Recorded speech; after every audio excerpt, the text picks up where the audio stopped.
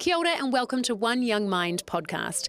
It's a fact that our young people live in an increasingly addictive digital world, and whilst that world can bring a lot of positives, what exactly are the risks? I'm Matilda Green, content creator, presenter and mother of three. And I'm Dr. Manish Deva, paediatrician.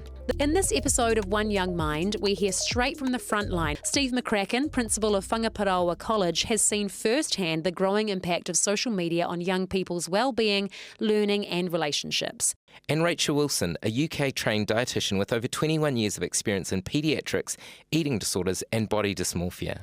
This podcast discusses mental health issues, self-harm and suicide. So please listen with care. If you or someone you love is struggling, please reach out to a professional for help. Helpline numbers can be found in the show notes of this podcast. Kia ora, Rachael. Kia ora, Steve. Welcome to the podcast. Kia ora. Thank you for having us. It's really nice to have you both with us. Shall we start with you, Steve? You're working with young people every day as the principal of Whangaparaoa College. Can you tell us a little bit about what you're seeing in terms of the relationship that these young people have with social media? Yeah, so we're a school of just under 2,000 kids, from 11 years old to 18, so 7 to 13 in school terms. And over the last 5 years in particular, the need or attachment to social media from our young people, obviously through mobile phones and things, has been immense. And it is now at that epidemic stage. Fundamentally, there's no nice way of putting it, right? Our young people are addicted to a highly addictive form of drug, and that is social media. Mm-hmm. How does that impact your work as a principal and for your teachers?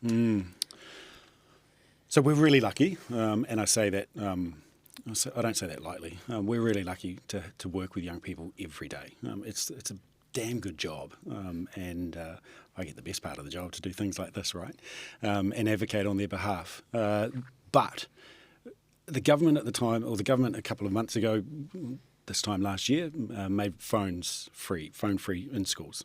Best thing ever. It literally changed the school overnight. I have to now shut my office doors and windows during break times if I have meetings because I can't hear. It is that noisy in the playgrounds. So was it quite quiet when the phones were on? They were just on their phones during. Yep. Absolutely. Lunchtimes? You walk around and between phones and devices, there was no communication whatsoever. They were communicating, of course, but through apps and social media and things. And at school, we have hundreds of thousands of dollars of firewalls and servers and all of that stuff that try and protect our kids as much as we can. However, kids are kids. They try and break rules and things as well. So when that phone ban came in, it was pretty easy. To be fair, we were going to do it anyway, and the Minister of Education kind of cut us at the knees, but that's all right. That's a whole nother story. But the social media addiction, it's great being phone free from 8:30 to 3:30 every day, but you can see it as they enter the gates, getting their last little hit on their phones, getting that last message through, checking their phones, and then at the end of the day, as soon as they're getting on the buses, it's straight onto it, and that's a real telling thing for us at school. But going back and answering your question specifically, social media gets drawn into schools. Schools are the hub of a community. We've got 2,000 young people that come here every day. And by default, we are the ones that pick up the mess that's created in those 18 hours they're not with us. Yeah. I see that heart sink image of all the kids when they leave school just standing for a bus and none of them, they're all looking down. It's quite grim, isn't it? Yeah. Stand outside of school. Yeah. Any school in the country at 3 o'clock or 3:15 whenever they finish, and you'll see it firsthand. It is daunting, it's scary, it is reinforcing why this message is so important to us. And how about you, Rachael? Hello, welcome. Hello. Hi. So what are you seeing in clinic with young people in social media? First and foremost, globally, we're seeing a massive rise in eating disorders. That doubled before 2020, and that was pre-pandemic. We know that that's increased even more since then. A lot of the time I'm seeing where things start off quite with children wanting to be fit, with them wanting to kind of be healthier, watching videos that are promoting wellness and health, and then it's down a slippery kind of slope to developing an eating disorder. And at what age are you seeing a lot of that start to happen? A lot of happen? that is starting at around 12, 13. Okay. And we know that the ideals of thinness and body image are actually formed way earlier. We see children as young as 5 believing that thinner bodies are better than bigger bodies. We see 7-year-olds starting to engage in restricting themselves. So before we even get to the point of social media, they're already primed. Yeah. But then if we think back to when kind of we were younger, this ideal image of thinness was only something that we saw occasionally. We'd see it in magazines, we'd see it on the movies, we'd see it on billboards. Now it's in their pocket and it's continuous and it's multiple touch points throughout the day that it's just been continuously reinforced. So when that image is being reinforced all the time, there's this belief that they don't live up to it constantly. So it's that comparison that's the biggest issue that leads to a huge amount of body dissatisfaction and then disordered eating as a result of that. Well, I guess that's because a lot of people have the argument that this diet culture has been around in the media for decades and decades, but now we're swimming in it, right? If people are on their phones for 5-10 hours a day and they're seeing so much of that hugely toxic content, then it's bound to start to ingrain into a young person's mind. So what about the algorithm? Like how much does the algorithm have an impact? It has a huge impact. We know that the algorithm favours edited images. So people aren't even seeing real bodies. It favours faces that have been altered and edited. So they're not seeing what a real face looks like, what a real body looks like. And we know that leads to more issues because you're not comparing yourself to something that's real. The other thing is that we know that teenagers compare themselves to celebrities. So 80% of teens compare themselves to celebrities and then feel bad that they don't live up to that. But we know that celebrities have hair people and makeup people and teams of people and editing and Photoshop and lighting and all the other stuff to make them look a specific way. There was a quote that something like Kim Kardashian took 200 selfies before she was happy with a single one. So they're seeing a very highly curated version of somebody's life. They're seeing the highlight reel. And that's what and it's always an upward comparison. They're always comparing themselves up to what is above them and wanting to live up to that. Yeah. And that's the origin of that sense of shame and lack of belonging because they don't live up to that. And they're not seeing bodies that look like their bodies online. We're not seeing brown bodies and black bodies. We're not seeing disabled bodies. We're not seeing older bodies. We're not seeing bodies with scars. And we're only seeing one specific ideal. And that's not real life. And what can parents do with that journey, I guess, from young person think, oh, this looks healthy, or I'm lingering on this image, so the algorithm's going to say, what do you think parents know or don't know about that space? I think it's really important for parents to open up those conversations early and actually talk to children about why this is happening. We know that the beauty industry and the fitness industry is worth billions. We know that the weight loss industry by 2030 is going to be worth $600 billion. So it's making a lot of people money to let people feel not good enough. Because we consume more, we buy more, we purchase more when we're not feeling good enough. So I think having those conversations with young people to say, well, how does this image make you feel? When you're spending time on your phone, how do you feel after it? What is it about that image that makes you feel bad? What are the things that we can be doing differently? We know that self-compassion is one of the biggest buffers with preventing harm with what we're seeing online.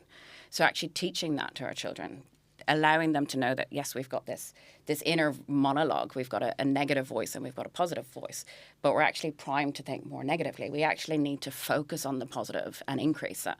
So whether that's teaching children gratitude practice and self-compassion and an awareness of that critical voice so that they can start to buffer what it is that they're seeing online.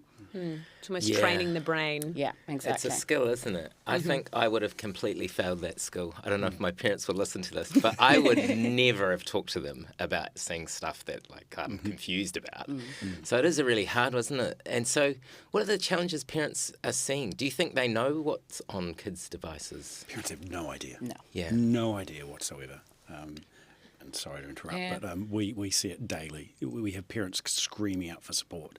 Yeah. Fundamentally, I'm a bit more brutal than what you are, but parents need to parent and be parents. And that's really hard in this day and age, right? 50% of our kids come from split home families. And so you think of going home, mum or dad or whoever is working, and there's a world of temptation sitting right there on a device. The moment it has internet connectivity, they've got access to everything in the world. And that's really hard to fathom as a parent. And being a parent myself, and there's parents in this room as well, you could only imagine the types of things that they could potentially be exposed to. And maybe we'll share some of that a little bit later, but parents need to parent, and don't be scared to say no to your kid. And that's really easy to sit here and say as a principal, but I'm a dad as well. My kids don't have a phone, and they're at that age where they're begging us daily to do that. But I'm not prepared to put the risk of my child's, not life at risk, but exposure to things that are really harmful at risk. Because I guess kids are naturally curious, you know, so they're going to search things that they've heard about. They want to know about all of these different things, and it's just a smorgasbord of completely unregulated content. It's like the Wild West out there. But it's also, to your point, Steve, it's really difficult for parents to be able to keep up, because it's moving at just the speed of light. So it seems to be constantly changing and evolving. And like you say, parents they're working, they're trying to make ends meet and do everything they can, but at the same time, it's a lot to keep up with this stuff. No one can keep up with it, right? Yeah. And you're probably seeing it in your various industries and things as well, but you can't keep up with it. At a school, we have all of the technology available to us to block things all the time, but VPNs pop up every hour, new ones, and so we're probably blocking 10 to 20 VPNs a day. And if you don't know as a parent what a VPN is, maybe you need to do a little bit of homework on that as well. Literally no idea, Steve. Yeah, I don't know what a VPN is. It's simple, you know, you have a phone and you can access the internet and things. Certain servers will get blocked if you search certain things. Right. You access a third-party VPN that's hosted offshore, normally free of charge, and you bypass the filters and things. It's so simple for kids to do, and they're popping up all the time. And so that's why I'm so passionate about internet connectivity, because it opens up the world to anything and everything that you could ever imagine. And you think as a parent that you've got it sorted? You haven't, because you're exactly right, Matilda. You know, I'm an old man now, but you know, that the old porno at the back of Dad's, you know, or that stuff. It's now on the phone, 24/7. And they can access it whenever, wherever they want. And of course, kids are going to be curious. That's what we're designed to do. We're curious beings. So, we have to educate, right? And we're dealing with an algorithm that's designed to keep them hooked. And it's designed to be addictive. And it's really hard where, like, children are at that time where they're developing their sense of identity, their sense of self-worth, and they're in a really vulnerable time, particularly that kind of teenage years where they're kind of stepping away from us as parents. And wanting to find their sense of self-worth and their sense of self. But if they're finding that in a phone where it's perpetuating this ideal that they can never live up to, they're always going to feel not good enough. Let's put it into real terms, right? Poker machines. Social media is designed to scroll, just like the one-arm bandits, where it's that constant hit. It's always, maybe the next one is going to be even better, even better, even better. Yeah. And so, fair play to tech companies, they've won this one, and now we're in a world of pain where we're 20 years down the track playing catch-up at the harm of young people. So it's horrific. And I guess that's the piece where education is so important for our young people around this stuff, but they don't have the brain development yet to be able to self-manage, even with all the education in the world, right? I mean, I don't speak for you guys, but I find it difficult to self-manage myself on social media. I mean, I can, but it's a constant work on. It's a constant managing thing. So it's a big ask to expect a 12 or 13-year-old to be able to. You're much better than me, Matilda. I can't. If my phone's there and I hear a little vibrate, whether it's on silent or not, I'll always go, oh, I wonder, and I'll open it up, and Yeah. Before this phone-free thing came into schools, I took a vow in front of our whole school, so 2,000 kids sitting in assembly, that if you see me in the grounds with my phone, even in my pocket, you get the opportunity to take it off me. And they still hold me to that, because if I can't preach it as a school leader and practice what I preach, then how are we expecting our kids to do that? Yeah. So as a parent, how can you disconnect from your phone, from that social media? Have you ever tried logging out of Instagram and things? It's hard. It is hard. Is hard. It's hard. Not only like the internal drive, but it takes 4 or 5 different steps to actually log out of But they things. really don't want you to. They don't want They you want to. you on that bingo machine. Yeah, It's a good absolutely. analogy. Yeah, and so not only is it mentally hard, but it's physically hard. And you ever try it, it's a good challenge for yourselves. What are the insights you've got from the kids now that you've got this sort of ban during the school hours, the phone-free bit? What are sort of some of the things you're seeing with the kids? Are they saying this is different? Oh, look, as I said before, I'm a bit of an old man. So you think of the 2010s to 2015s, the invention of the smartphone, right? Since then, the mental health crisis within New Zealand has exponentially increased. And I don't say that lightly. I don't want to inflame anything, but it's the reality of what we're facing daily. Right now, the young people are just addicted to this drug called social media. No hands about it, no qualms about it.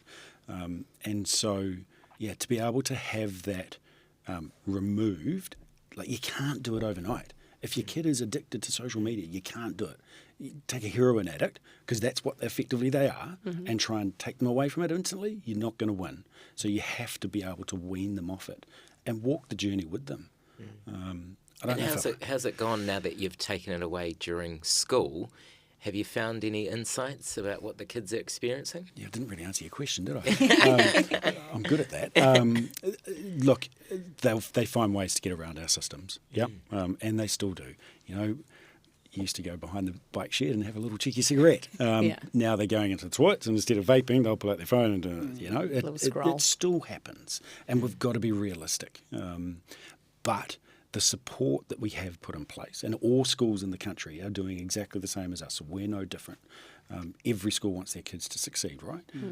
But it takes a huge amount of resource and time, and kids no longer get the opportunity to go home at the end of the day and switch off, or catch the bus and be free from whatever the world is bringing them during their school day. They're on 24/7, and that's scary. What about the impact on truancy? Because I know that a lot of kids are on social media or their phones until quite late, and that can really impact their sleep. Have you noticed that having an impact on truancy? Yeah, that unexplained absence. You know, once again, mum or dad working, and they go off to work early in the morning, and suddenly where's Johnny? Still at home in bed because he was up till 4 o'clock in the morning. Gaming, you're right. Okay, and so, absolutely, it has a massive impact. The ability for, and the clinicians in the room will know this more than I, but the sleep need for teenagers in particular is huge. And if they're getting distracted, once again, they're on all the time, right? That little notification that pings at 1 o'clock in the morning or whatever. Oh, it's okay, Mum. My phone's beside my bed.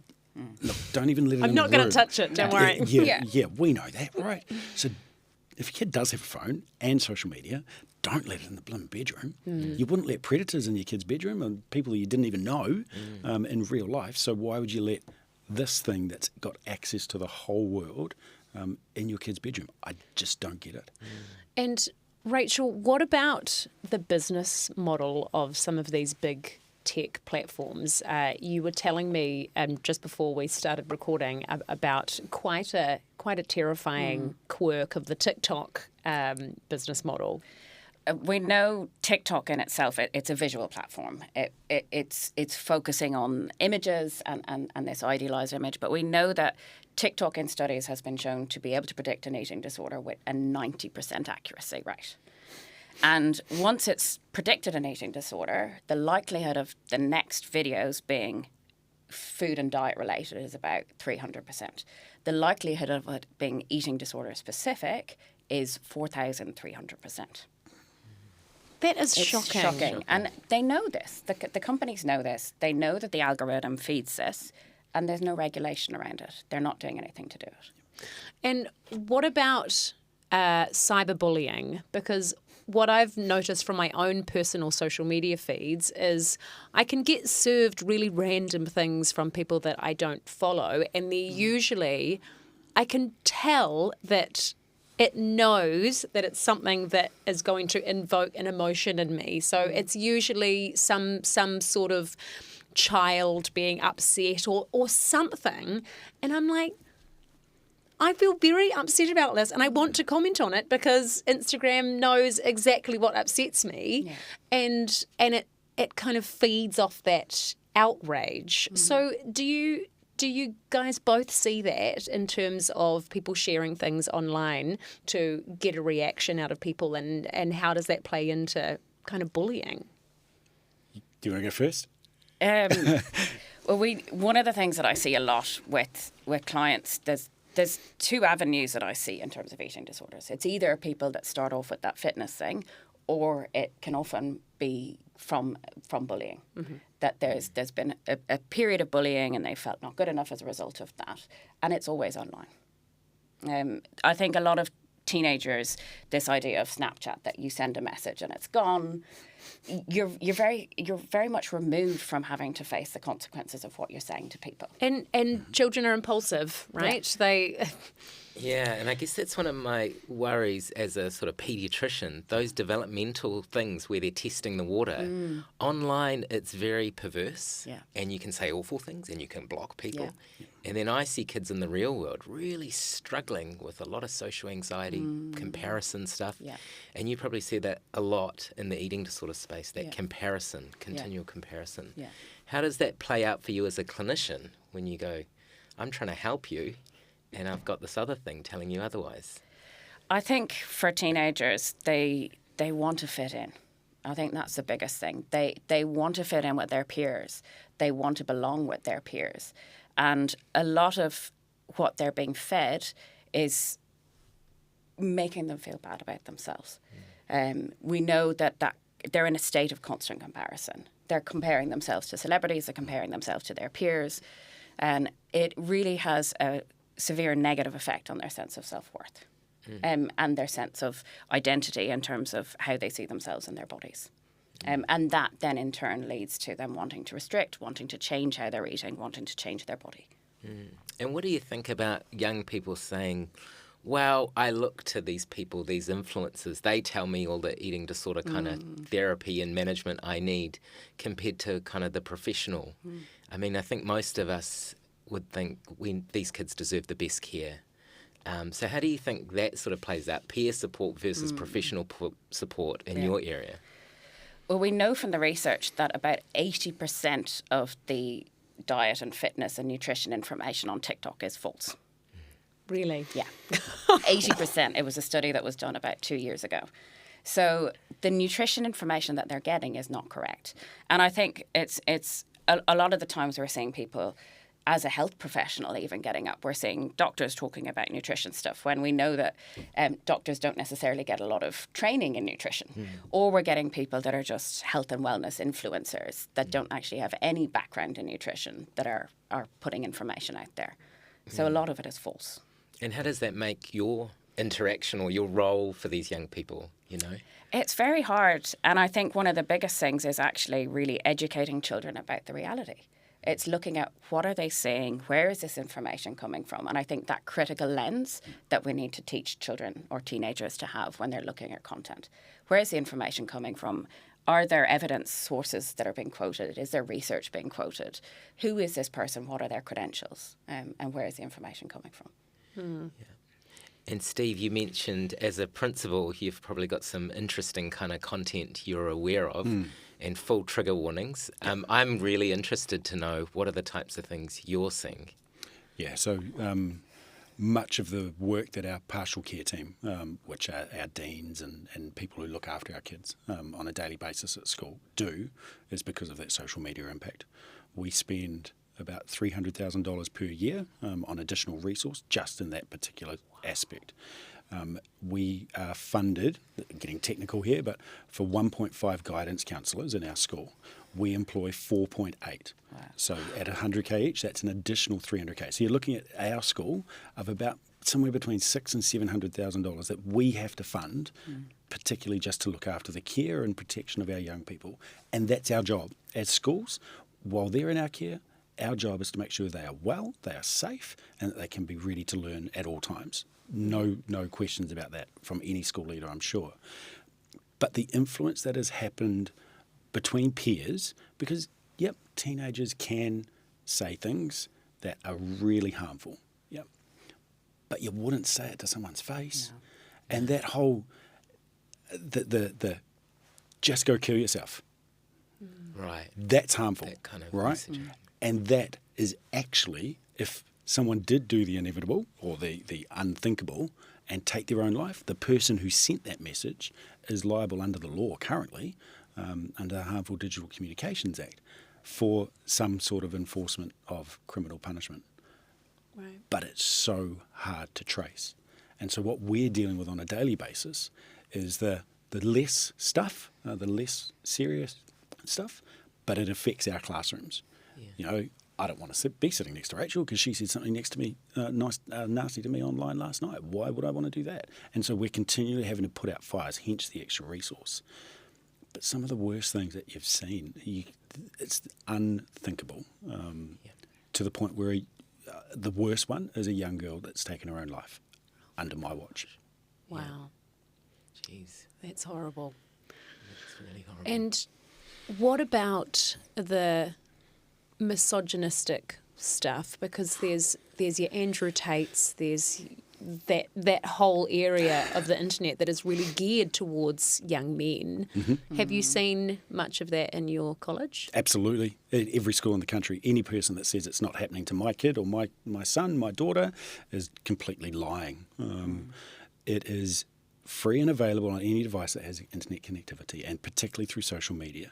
And this is the content warning here. Gore, bestiality, raping, you name it, kids access it, and once you see it, you can't unsee it. And it's shared from there as well. Absolutely. It just goes viral. You know, we had the Christchurch massacre, and that was obviously streamed live. But every minute of the day, kids have access to watching live sex scenes, gore, bestiality, you name it, they can access it through social media.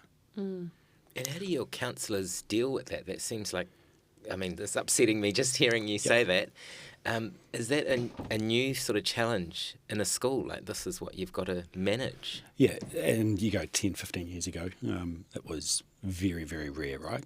But the moment that the kids have access to that, it's a whole new world. And we're not trained for that. Not even at some of our most highly regarded professionals are trained for this type of stuff. And you think of it, someone presents as one of our counsellors, a 15, 30-minute conversation, suddenly takes 3, 4, 5 days to unwind, and then the ongoing support that's needed for that young person over the next 6, 12 months. It's huge. All because of social media companies. Unequivocal, finger pointing at them. Yeah. Well, I guess it's the same outrage that the social media platforms feed off, don't they? Because the things that Andrew Tate and those sorts of people say are so outrageous and so shocking that they get pushed far and wide, far and wide, far and wide, and young men sort of lap it up because they're at that time in their lives where they're learning about the world, they're learning about what masculinity means and what it means to, be who they are. It's such an impressionable time, and to have so much of that content, pressed on them it's so harmful. Look, young men are beautiful, and I say that having worked for many years in a single-sex boys' school. They are amazing creatures. I say that creature's probably the wrong word, but they are absolutely impressionable. And when you are scrolling through and you're seeing these fitness industry people, the Tates and all that, that becomes their normal, right? That's what they think is normal. And you think of a teenage boy, their frontal cortex and brain shutting down for hibernation, and I wonder if mine's ever woken up, actually. But it's so hard for them to determine in their minds what's actually real and what's not. And I'm assuming it's the same in females around body image as well. Because I think from my medical lens, by the time they meet one of your lovely counsellors, the horse may have already bolted for something, or they meet Rachael in an eating disorder clinic. Just keen to hear your thoughts about prevention. You mentioned some of the costs that's just out of control and the lack of training and resources this is going to take. Yeah. Just keen to hear your thoughts on prevention or what you think about that. Yeah, don't give your kids social media. Real simple. And that's hard, but it's not too late if you already have. And I want to make that clear as well. Wean them off it. Work with them. Be open. Rachael mentioned that before, and communicate with them. We're all learning. I'm still learning. The social media companies have the brightest, smartest, most intelligent people in the world working for them and designing the things that really do addict young people to their devices. So they're going to beat us. But that's where this campaign, the Before 16 campaign, if we can actually get our government to grow some balls and put a stop to this as a country, yes, we'll take that away for the moment. Yeah, there's the argument that kids are going to find other stuff. That's what young people are designed to do. They're designed to test the boundaries. But we need to be the world leaders that our ministers and parliamentarians say that we actually are. And at the moment, we're not doing that. Come on, front up, team. Front up. What do you think the politicians are kind of missing? I mean, they don't go to schools every day like yourself. Well, maybe that's it, right? Yeah. Come and see what's actually on the ground. People around this room see it all the time on a daily basis. Come and actually talk to young people. Come and talk to school leaders. Hear the realities of what we're facing. And yet we can put hundreds of thousands of dollars of taxpayer money into counsellors and into that. But what's the real root cause of the problem? I fundamentally believe it's social media. And how about you, Rachael? What are your thoughts on prevention? I think in an ideal world, we would be holding these companies accountable. And we do need to do that as well. I think we need to have better moderation. We need to hold the social media companies accountable for the content that has been spread. However, I do feel that we need a buffer. It's so common that I hear parents saying, oh, well, I can't not let them have social media because it's their way of communicating with their peers and everybody's on it. And how do I then if I don't let them go on it, then they're going to be excluded because everybody else is in the same boat.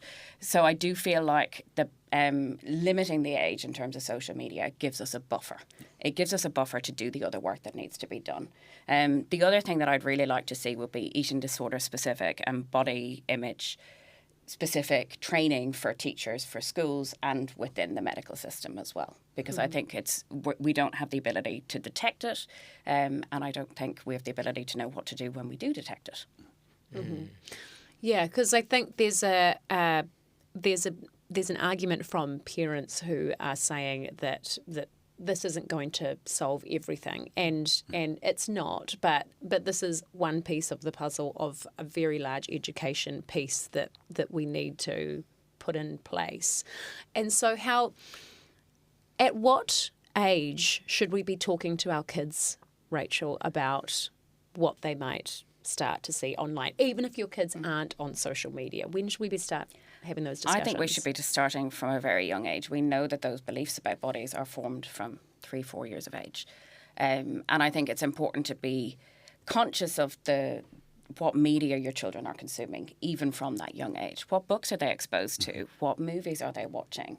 What are the discussions around bodies in those movies? And what are the discussions about bodies within the home? We know that often it can be a well-meaning comment from a granny or a teacher in school, or a football coach can say something that can trigger somebody to start dieting. So we need to be conscious of how we talk about bodies and actually being really open with our children. It's a conversation that we have in our house an awful lot. If I see something on TV, I'm like, does that look like a real body? What do we think? Is that how bodies actually really look? or what are the conversations that are being had. And now I can hear it actually coming back in my children. They're like, oh, that doesn't look like it. No. I was worried what was in my school bag when we were going to meet a dietitian again, and I was like, oh my gosh, am I going to be judged for what I'm bringing to the table? But I think that sets up a really interesting question, which you've both put up, about parents. And the parents I see in hospital, I mean, parenting is tough. And I do wonder, for a lot of people and a lot of young people, asking the parents to do this buffering and these conversations, we're going to get there's a big equity issue here. Like, who's got the skills? Which parents can do it? Who's got the time? Who's got the resources? Whose parents are both working jobs and leaving school early? Yeah. So how do you think that will play out if we're thinking, how do we get ahead of this? Yeah, difficultly. Short answer. I love your phrase of buffering, and I think that's fantastic, which is why this campaign obviously targeting up to 16-year-olds. Think of brain development and things of our young people.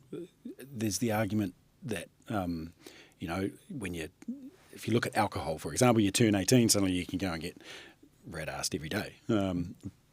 Potential argument, same for 16, but at least the brain has that potential rationality around some thought process. Maybe for our young men, slightly less thought process than our females, but we won't go there on this one. But the parents, I agree with you, they've got a really hard job. And the medical profession, the schools, we only have X amount of resource, right, to be able to help educate. And there is a massive inequity issue, which is why we need somebody else to step in and do this for us, or do this with us. It's a nationwide epidemic that is taking young people's lives. And I don't say that lightly either, let alone the social impact that it's having as well. So I don't have an answer. I'd love to be able to say, yeah, look, read this manual and this book, parents, and you'll be away and you'll be fine. It's way more complex than just one word answer. I would love to see a nationwide program for schools that's promoting media literacy. So we actually know how to teach children what to look for, and from a really young age. And also, I think one of the biggest things we know that actually buffers the effects of social media on body image is self-compassion. And I think that should be something that should be taught in schools. It should be as important as teaching maths and literacy, that we're teaching these emotional regulation skills to children. Well, actually, that's a point that I wanted to talk about today, is young people's inability to regulate their own emotions, because as soon as you're feeling sad or you're feeling tired or not enough for whatever reason, you go for that dopamine hit that your phone gives you. And I mean, adults do it too. Like, when I'm really tired, I'm much more likely to go onto my phone just to make myself feel better, help regulate myself. But for a 13, 14, 15-year-old that don't have those skills yet, and they're still learning how to regulate their own emotions, this is incredibly toxic, because they don't get the space to be able to learn how to do that.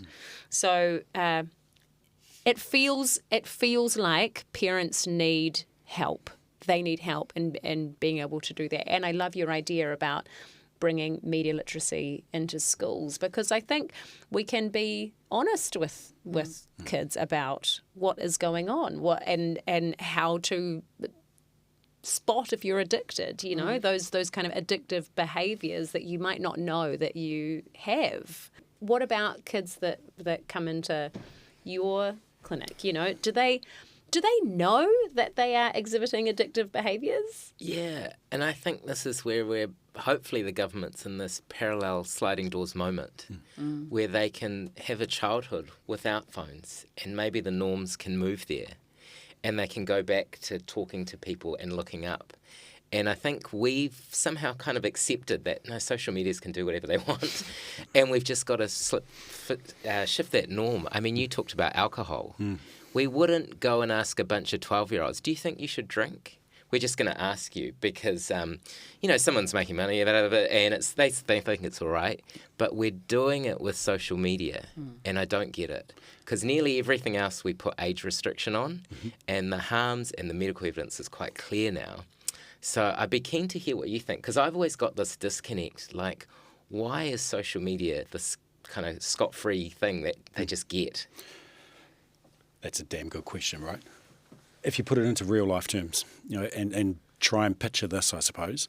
You get a 12-year-old kid that walks home from school and knocks on the front door, and you let him in at the end of the day, him or her, and you say, "G'day, welcome. How was your day at school?" Next thing, 30-year-old man comes in behind that young person. "Who's this?" "Oh, he's my friend." "What's his name?" "Don't know." Next thing, 2 or 3 others come in behind that person as well. 50-year-old, 20-year-old. Who are these people? "Don't know." That person takes them to their bedroom. That's exactly what is happening on people's phones and through social media. It's cool to have friends. It's cool to get likes on social media. That's what it's all about. That notoriety of doing dumb stuff, boys in particular. But that's what people are getting that dopamine hit from, right? And so as a parent, why would you let your young person into their bedroom with a device accessing tens of people, hundreds of people that they're friends with or that they don't know, and you think of what is being consumed or done in that particular area. You wouldn't do it in real life. Anyone can access your child. Yeah. Absolutely. Yeah. And you've got people who are trying to access your child and trick them and pretend to be somebody else. Absolutely. I mean, Matilda, you mentioned earlier on around the comments that sometimes you receive, right? That happens all the time to our young people. Unsolicited, unwanted comments around body image, around something that they've said during the day in class. It's horrible. It's mean. And that has that negative spiralling effect. We come back to truancy, where why would I want to go to school? Why would I want to go to school and face that person? And so it's that downward spiral. And that's real scary as a parent, sitting here thinking, what am I doing to myself? But you think of it, each young person carrying that around with them every day. And I think that you talked about that FOMO thing as a big driver, and we're all vulnerable to it, and likes and dopamine and things like that. But I do wonder if there was a generation who grew up who never had this, what would their childhood look like? We know there was a study done back early on looking at. Do you remember when Facebook first came out? It was literally just meet your college mates and kind of connect with people. Yeah. And then they brought in the likes. And as soon as they brought in the likes, there was a study that showed that anxiety, particularly in teenage girls, was correlated with with when that came in. So we know that there was a direct increase in anxiety around that time. Wow.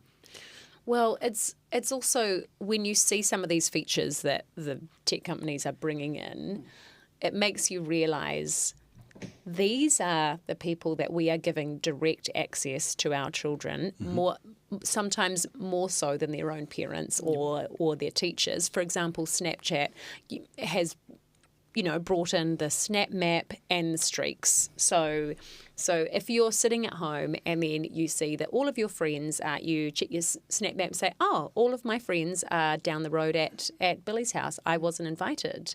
Or they have the streaks where you think, oh, I have to send something to someone today to keep my streak, and that's just purely to keep young people on the app. And they know that these snap apps and all of that is going to feed into that. They know that. Absolutely. I'd like to go to, was it, whose house was it? Billy's house. Billy's house, yeah. I wouldn't mind going there if everyone's there. But that's the thing, right? And even if you were to naively say, my kid's got social media, it's okay because they don't really use it, that is being traced all the time. And you're lying or kidding yourself as a parent if you think, my kid's responsible. It's not going to happen to them. They're not going to look at porn. They're not going to watch someone have sex. They're curious. Of course they are. Yeah. They're teenagers. They're wired, designed to test the boundaries. And so that's really, really hard as a parent.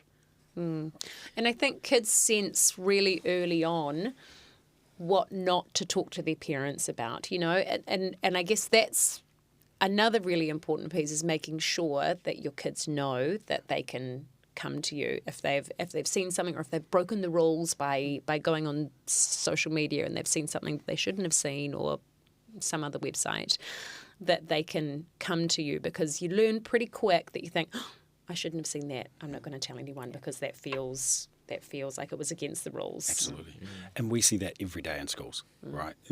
People disclose things that you just astounded by new things every day our young people are being exposed to, and they'll share it with someone that they trust, whether it's a teacher, a counsellor, a dean, whoever, or maybe one of their mates. And so schools are that hub or hive of activity where young people, like it or not, are forced to congregate, right? And so, yeah, there's an interesting pattern there around what schools are seeing compared to what the need is and how that is managed going forward.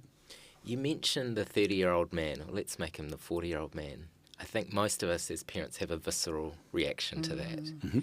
And you mentioned Snapchat. It seems some of these platforms are actually made for that 40-year-old person sending out 1,000 messages and going fishing and finding that vulnerability, and then you're on the pathway. Yep. What are your thoughts around that? Because, I mean, that's my kind of visceral fear as a parent. It's just, ooh. It's the reality, right? My parents, slightly older, obviously, they get the prank phone calls, can I have your bank number and bank account, your computer's broken and things. Wheel that down right the way to our teenagers. The same methodology in terms of that blanket send out of friend requests of that, and that's how they hook them in.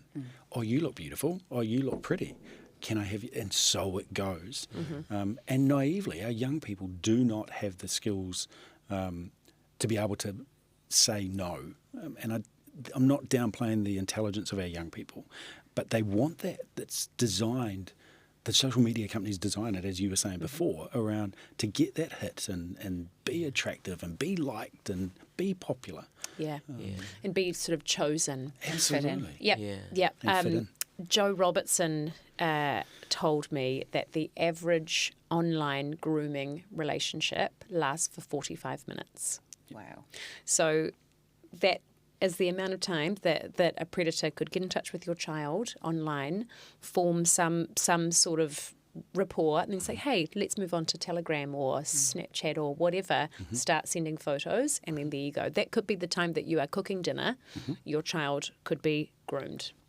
And they are so accessible. And it's happening in front of them. Yeah. Right? Where you're cooking dinner, you're sitting there maybe having a conversation, but your kid's doing this, and texting away, messaging away, all in front of you. That's what I worry about, placing too much kind of pressure or emphasis on what parents can do here, because I don't know how lots of people would spot this seemed like a good interaction. Now we're on a different platform, but it seemed okay, and now you're in this thing of sharing pictures or meeting up or whatever it is.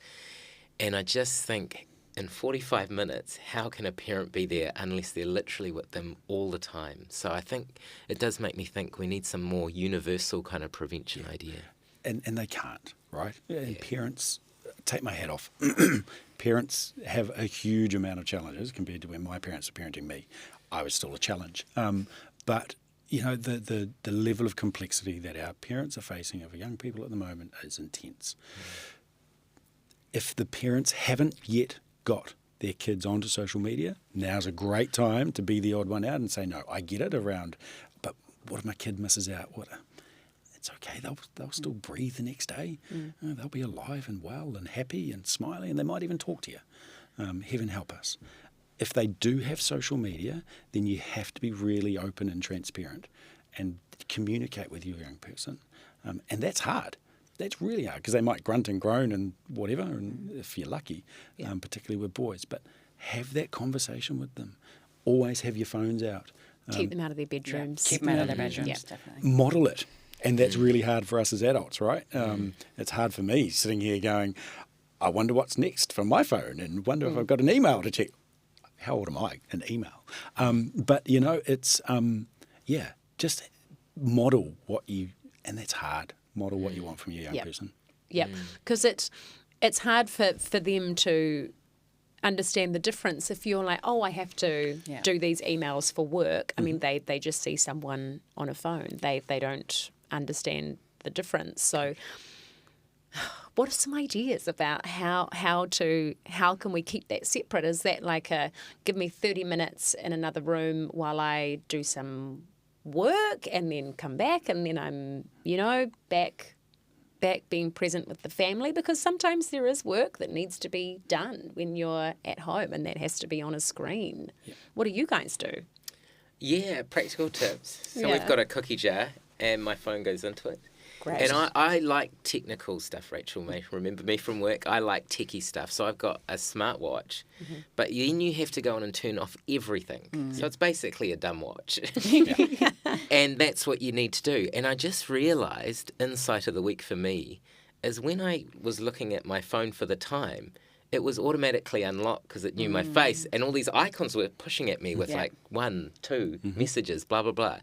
And I've just been doing this little reflection. When I just look to know the time, that's all I get. Yeah. And it's quite a big changer. Just a watch. Yeah, just a watch. If you want to know the time, use your watch. Soon as that phone starts lighting up, it's using all those bingo tricks, you know, the slot machine. Absolutely. They're on. So I think we can model good behaviour, and I think it's good walking in kids' shoes because you realise how tough it is. Yeah. And I think I've been prone to, it's for work, but then you think, is it really? Is it really? Is it really? I think the other thing is we don't actually need to be on all the time. Yeah. And as Here, working as well, like we actually need to put boundaries around our work. Like I don't need to be contactable on the weekend or in the evenings so actually setting a time that this is a time of the day I'm going to go check my emails, I'm going to do my work within this time. Because the other thing is that we check our emails and then it's like, we need to action something, or we get dragged into a rabbit hole. Or then of they something. reply and then you go, now it's another one. Yeah. So actually being conscious about how we spend our time and saying, okay, this is my work time. I'm going to go do it on a laptop somewhere. Yeah. And then our phone's out of the way.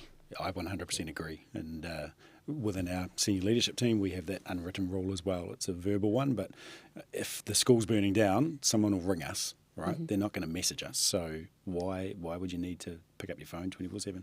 We don't send emails outside of work hours where possible, and we'll pick the phone up. And that sounds really easy to do. It's hard. But being present as a parent, that's the most important. You chose this when you became a parent. And so make the most of it. Because young people are cool. Young people are beautiful. They really are. And you can learn so much from them. This morning on the way here, I learned from my 11-year-old all about what they were doing on the bus. Probably not worth explaining. But, you know, and so just having those conversations and connecting as people, as humans, young people need that. They want it and they like it. Yeah. I do wonder, with the amount of hours, particularly people in high school, are on social media, what is that replacing? Like, what's taking away? There's so many hours of a day we've got. I mean, what do you think they're missing out on? This, communicating, having critique and debate and being able to do that because they're being fed what they want to see. Getting creative. Exactly, that time to be bored. Yeah. And actually let yourself be creative because you've had to come up with something because you're bored. Yeah. Have you ever tried sitting in a car with a teenager for about 2 hours? No. The first hour is awkward. Yeah, because you're sitting there going, he's not talking, she's not talking. Well, this is What are we going to talk about? Yeah. The second hour is actually quite cool because you start looking and they're daydreaming, you start counting stuff and just talking and chewing the fat. Yeah. You know? Jump in a car with a young person, turn the radio up, maybe not through Spotify and things, but, you know, turn it up and just have a blast. Connect with your young person. Go for a drive. It sounds simple. It's hard. My mum's a therapist, and one of the things she always talks about with teenagers is take them for a drive. Yeah. Because it doesn't feel face to face as well. It feels You're like you can step open up removed. a little. You can open up a bit more because you're not sitting opposite each other. Particularly with boys, right? Boys don't like having this face-to-face conversation, but sitting side by side, it's okay, it's safe that way. I've had a few staff members say, I can't talk to my daughter, Manish, what do you think? But I can bake with them, doing that menial task. Yeah. And that can just get the juices flowing. It's like the friend you pick up from the airport. You have a great conversation all the way home, and then you're like, oh, so now what? Absolutely, yeah. But I mean, imagine if our kids were active. Imagine if they were out there doing things and baking and, you know, going for a walk around the park, whatever it might be, you know, feeding the animals. How cool would that be to see every young person doing something that actually gives a positive influence on them as people rather than feeding the tech companies?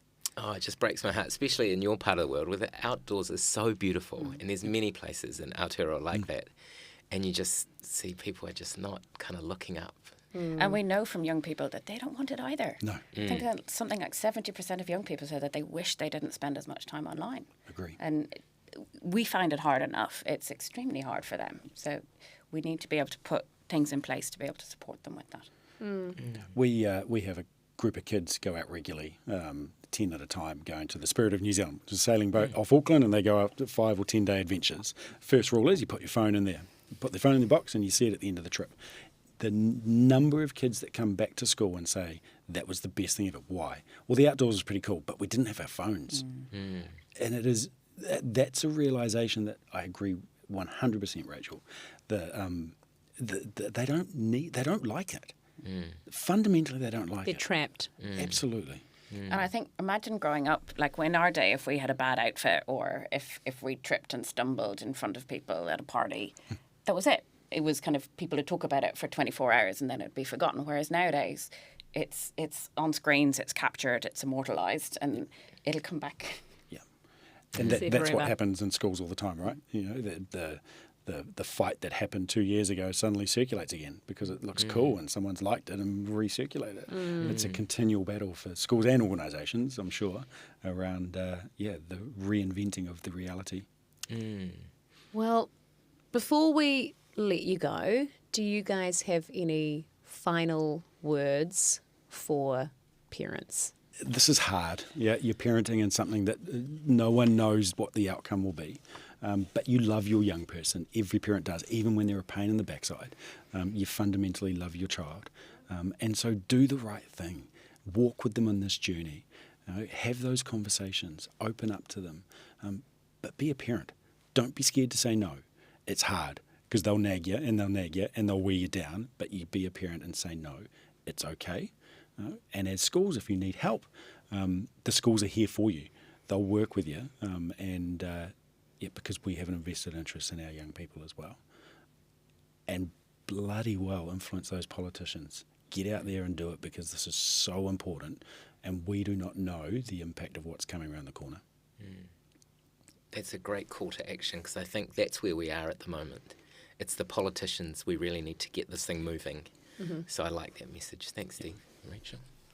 I think for me, it's looking at going beyond shifting the age range. We need to let children know that these systems are around to make them feel bad, that diet culture exists, and that it's profiting off their insecurity, that it's making them feel bad in order to make money.